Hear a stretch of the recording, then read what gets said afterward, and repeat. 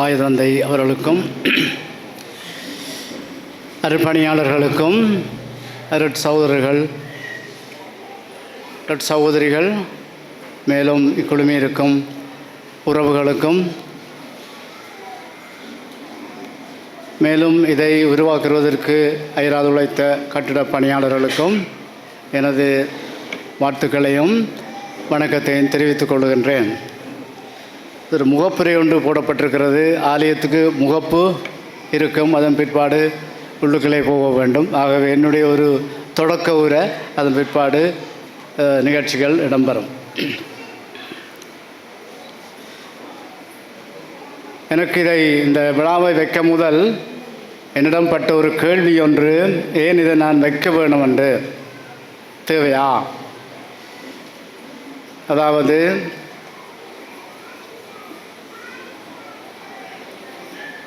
தங்களுக்கும் இப்படியான வினாக்கள் ஏற்பட்டிருக்கலாம். அதாவது நானும் இங்கிருக்கும் உடன் பணியாளர்களும் கடந்த 20 வருடங்களாக நாங்கள் இதை செய்து முடித்திருக்கின்றோம்.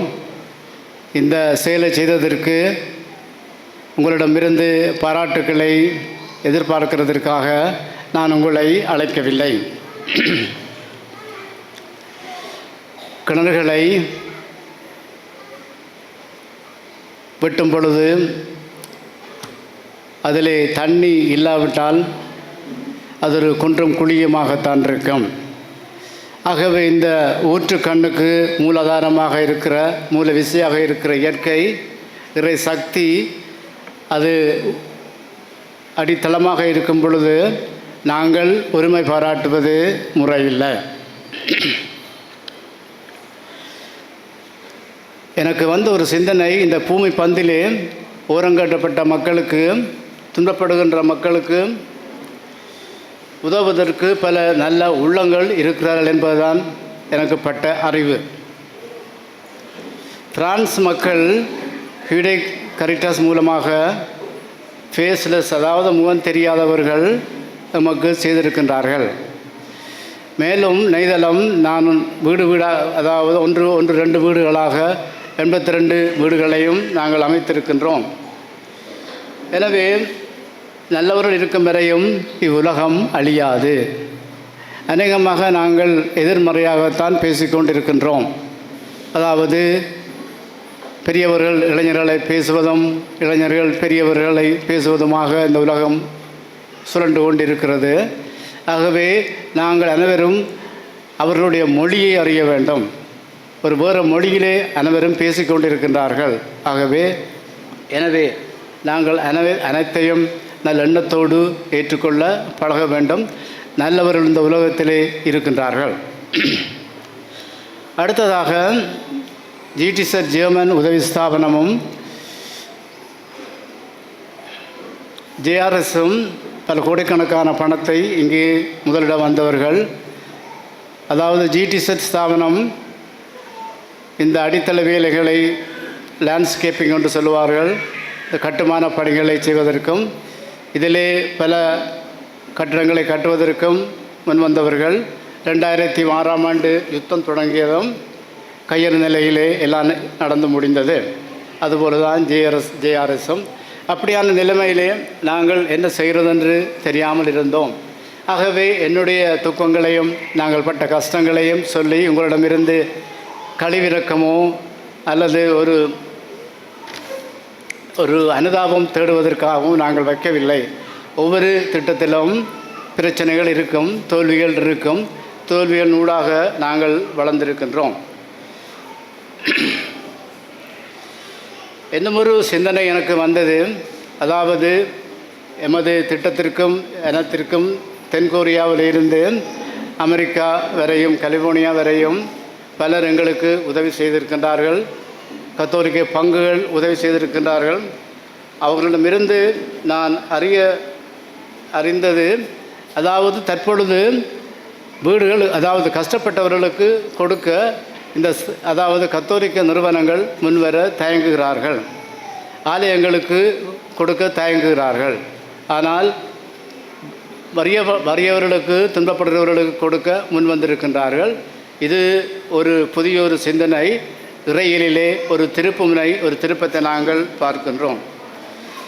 ஆகவே இதை நானே அழைத்தேன் என்றால் ஒட்டுமொத்தமாக it is nothing but depicting the Christian mission in the contemporary world, or rather heaven mission in the world.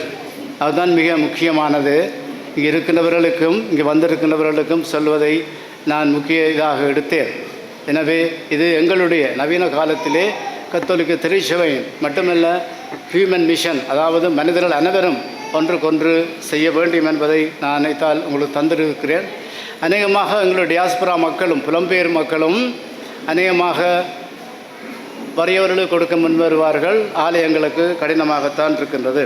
எனவே நவீன காலத்தில் கிறிஸ்தவத்தின் மறைப்பணி அறப்பணி சார்ந்ததாக இருக்க வேண்டும். அதாவது வறியவர்களுக்கு உதவி செய்கிறதாகவும், அது மட்டுமல்ல, அறப்பணி மட்டுமல்ல, அறநெறி சார்ந்ததாகவும் அமைய வேண்டும். நீதி உரிமைகளுக்கு குரல் கொடுப்பதும் இதில் அடங்கும். அடுத்ததாக, இந்த கிராமத்தை கட்டி எழுப்புவதற்கு இன்ஃப்ராஸ்ட்ரக்சர் என்று சொல்லுகின்ற கட்டுமான பணிகள் அவசியமாக இருக்கிறது. அதாவது விளையாட்டு மைதானம், மாதர் சங்கம், இளைஞர் ஒன்றிய கட்டிடங்கள், மீனவர்களுக்கு ஓய்வகம், திறந்த வெளியரங்கு, முன்பள்ளி இவைகள் நிறைவடைந்தது குறிப்பிடத்தக்கவை என நாம் எதிர்கொள்ளும் சவால்களாகத்தான் இருக்கிறது. மண்டபமும் முடிவிட்டது. எங்களுக்கு இன்னும் பெரிது நிறைவாக இல்லை. தெருக்கள் நிறைய அடையவில் 9 வீதிகளை நாங்கள் அமைத்திருக்கின்றோம். அதிலே 3 வீதிகள் மட்டும்தான் நிறைவடைந்திருக்கின்றது. மற்ற வீதிகள் இன்னும் நிறைவடையவில்லை. அதாவது மாறுகாலத்திலே குண்டும் குழியமாக இருக்கும். மக்கள் மிகவும் கஷ்டப்படுகின்றார்கள். இருப்பினும் EPDP உறுப்பினர் திரு போல் அவர்களின் உதவியுடனும் ஒரு வீதி, மற்றது தமிழரசு கட்சியின் கிளி யாழ்ப்பாண உறுப்பினர் உயர் திரு ஸ்ரீதரன் அவர்களின் உதவியுடனும் பெற்றிருந்தோம். அவர்களுக்கு எங்கள் இதய நிறைந்த நன்றிகளும் மேல் இங்கு வாழ்வோர்களுக்கான கல்லறை தோட்டம் பல ஆண்டுகளாக நாம் இறக்கின்றவர்களை அடக்கம் செய்வதற்கு அலைந்து திரிகின்றோம். உதவியுடன் ஊராத்துறை பண்ண வீதியில் அரசு காணியை பெறும் வாய்ப்பு ஒன்று கிடைத்துள்ளது. அரசு நிர்வாகங்கள் மிக விரைவில் நடைமுறைப்படுத்துவார்கள் என்று எண்ணுகின்றோம். இதையும் திரு போல் அவர்கள் தங்களுடைய முயற்சியாலே எங்களுக்கு தருகின்றார். இறுதியாக ஒரு சிலருக்கு நன்றி கூற கடமைப்பட்டவனாக இருக்கின்றேன். எமது ஓவிநிலை ஆயர் பேரர் தந்தை தோமஸ் சவுந்தரநாயம் அவர்களுக்கு இந்த ஊர் கடமைப்பட்டிருக்கின்றது. அதாவது வேர்ல்ட் பேங்க், நான் அங்கே இருந்த பொழுது குருநகரிலே வந்து என்னுடன் பேசி அவர் ஒரு ஆய்வு செய்ததன் பிற்பாடு சொன்னார்கள், நீங்கள் இவர்களை வெளியிடத்திற்கு கொண்டு போகணுமென்று. ஆயருக்கு இதை கூறினேன். ஆயர் சொன்னார், இதே செய்யுமென்று. ஆகவே இது ஒரு கடும் முயற்சி. அவர் சொன்னார், இதை போய் ரிஸ்க் செய்து முடியும் என்று சொல்லி எனக்கு உற்சாகம் தந்தார். இது அவரோடு 2004ஆம் ஆண்டு இந்த பணியை நாங்கள் தொடங்கினோம். ஆகவே என்னை பொறுத்தளவிலே 90-80% வெற்றிகரமாக முடிந்தது. எம்எல்ஏ மட்டுமல்ல, எத்தனையோ பின்னணியிலே பலர் இருந்திருக்கின்றார்கள், பலர் இறந்து விட்டார்கள், பலர் நோய்களாக பீடிக்கப்பட்டிருக்கின்றார்கள். இந்த பணிகளை செய்து என்னை இறைவன் ஆசீர்வதிச்சிருக்கின்றார். எனவே அவருக்கும் நன்றி கூற கடமைப்பட்டவனாக இருக்கின்றேன். மேலும் எங்கள் மத்தியிலே இருக்கும் ஆயர் தந்தை ஞானப்பிராசம் அவர்களுக்கு நான் நன்றும் கடமைப்பட்டவனாக இருக்கின்றேன். அவர் எனக்கு எப்பொழுதும் உற்சாகம் தருவார். மேலும் அவருடைய ஒரு தனித்துவம், பொறுப்பு கொடுத்தால் தலையிட மாட்டார். ஆகவே அது ஒரு முக்கியமான ஒரு பண்பு. ஆயர் தீயோப்பிள்ளைக்கும் அது இருந்தது. ஒருக்கா அவர் சொன்னார், மற்றவர் தனக்கு பிரச்சனை என்று இருந்தால் தான் போய் தலையிடுவேனே ஒழிய மற்றும்படி நான் தலையிட மாட்டேன் என்று சொன்னார் எங்களோட கூட்டத்தில். அதுவும் எனக்கு ஒரு நல்ல செய்தியாக இருந்தது. அது அவருடைய பண்பு. அதுபோல தான் ஆயர் தந்தையும் நமது ஆயர் தந்தையும் தலையிடுவதில்லை. எனக்கு நல்ல உற்சாகம் தந்து நானும் பல இடங்களில் இருந்து பணம் பெற வேண்டியதாக இருக்கிறது. கோடிக்கணக்கான பணத்தை யாழ் மறை மாவட்டத்துக்கு செலவழிச்சிருக்கின்றோம். ஒரு நாளும் அவர் கேள்வி கேட்டதில்லை. எனவே அவருக்கு என்று நான் கடமைப்பட்டிருக்கின்றேன். நன்றியையும் கூறுகின்றேன். மேலும் அடுத்ததாக நான் கட்டாயமாக நன்றி கூற வேண்டிய சாட்டி பங்கு குருவாக இருந்த அருள்பணியாளர் ஸ்டான் பிலிப். அவர்தான் தொடக்கத்திலே என்னோடு இந்த தொடக்க வேலைகள் முன்னோடி வேலைகளுக்கு இங்கே இருந்தவர். எனக்கு பக்கபலகமாக இருந்தார், தட்டி கொடுத்தார், உற்சாகப்படுத்தினார். எனவே அவருக்கு எனது வாழ்த்துக்களையும் நன்றிகளையும் தெரிவிக்க கடமைப்பட்டவனாக இருக்கின்றேன். அது மட்டுமல்ல, தனது உதவியினால் மக்களுக்கு தேவை என்று கருதி, இது ஒரு வளர்ச்சியடையும் சமூகம் என்று கருதி அழகாக நாயலை கட்டி தந்திருக்கின்றார். அவர் சிலரிலும் சொல்லுவார், இது ஒரு தனி பங்காக மாற வேண்டும், அதுதான் அவருடைய கனவு என்று சொல்லுவார். மேலும் அது தொடர்ந்து இங்கு ஆன்மீக பணிகள் நிறைவேற்றி வந்த அமரமர பணியாளர்கள் லம்பேட், லொசிங்டன், ஜெகன்குமார் தொடர்ந்து மிக சிறப்பாக இந்த பணிகளை செய்து வருகின்றார்.